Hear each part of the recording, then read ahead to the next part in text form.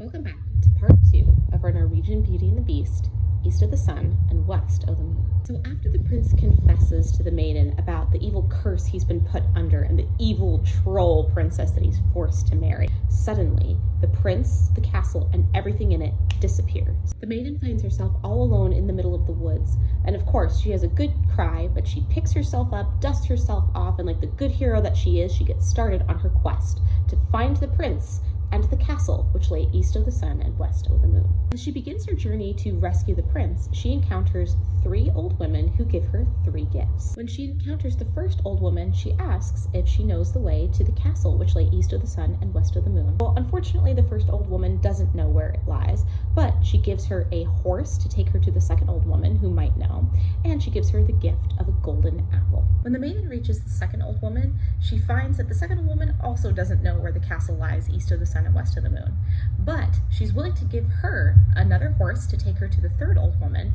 and the gift of a golden comb. Unfortunately, the third old woman also has no idea where this castle lays east of the sun and west of the moon, but she gives her a horse to ride off to the east wind because perhaps the east wind might know, and the old woman also gives the maiden the gift of a golden spinning wheel. When the young maiden encounters the east wind and tells him of her journey to go rescue the prince who must marry this troll princess in a castle that lays east of the sun and west of the moon, wonders if he knows where this castle might be. The east wind doesn't know, but he has a feeling that one of his brothers will. The maiden gets to meet the east wind, the west wind, the south wind, and finally the brothers agree that they must take her to the strongest and oldest and wisest of the winds, the north wind, because surely he knows where this castle lies. Well, the north wind is cold and harsh and wild, but after hearing that this maiden was to have the prince as her true love and she's going to go rescue him, yes, he agrees that he will help her, and he does know where the castle lies. The north wind creates this wild storm